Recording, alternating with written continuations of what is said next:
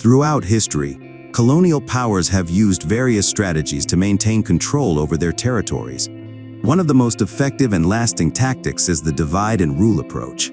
This strategy includes exploiting the existing differences and rivalries in a society to weaken its cohesion and facilitate its control. The strategy of Europeans in ethnic and religious divisions has been a long and complex strategy whose roots can be traced back to the first days of European colonialism.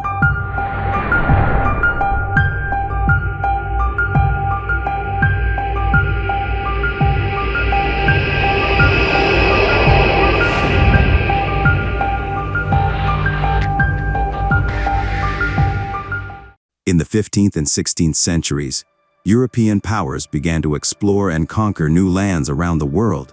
As they did so, they encountered a wide variety of different cultures and religions and often used these differences to their advantage. One of the most common ways Europeans used ethnic and religious divisions was to pit different groups against each other. The strategy, known as divide and conquer or rule, was done in several ways, including favoring one group over another. European powers often favor one ethnic or religious group over another, giving them preferential treatment in terms of access to land, resources, and education. This can lead to resentment and conflict between other groups. Playing on historical rivalries, European powers often exploit existing rivalries between different groups. For example, they may support one clan or tribe against another, or they may play on religious differences between different groups. Creation of new divisions.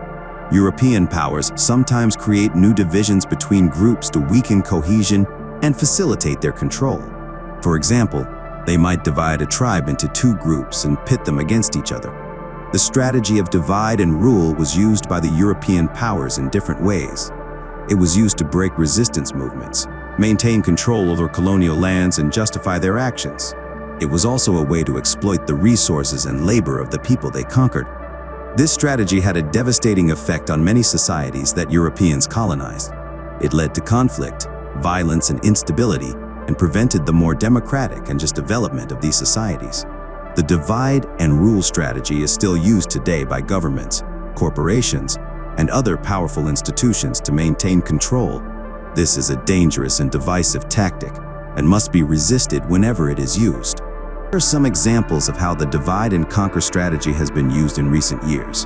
These are just a few examples of how the divide and conquer strategy is being used today. It is important to be aware of this tactic so that we can resist it and build a more united and equal world. For example, the British Empire is a master of divide and rule.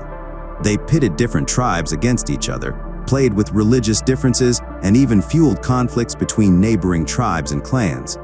This strategy was not only used in neighboring countries, colonies themselves, as well as in Britain's own backyard, where they used it to suppress dissent and maintain their grip on power.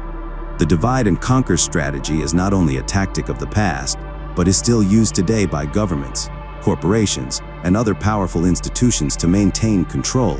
For example, in many developing countries, governments may challenge ethnicity groups against each other in order to divert attention from their own corruption and incompetence.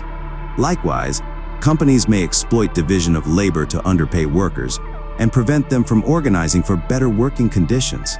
The strategy of divide and rule is a very effective way to maintain control, but it also has a number of negative consequences. It can lead to increased violence, instability, and social unrest. It can also prevent people from cooperating with each other to solve common problems and create a fairer and more just society. To resist the strategy of divide and rule, it is important to build solidarity and cooperation between different groups. People must be able to see beyond their differences and recognize their common interests. They must also be willing to stand for your rights and fight for a fairer and more just world.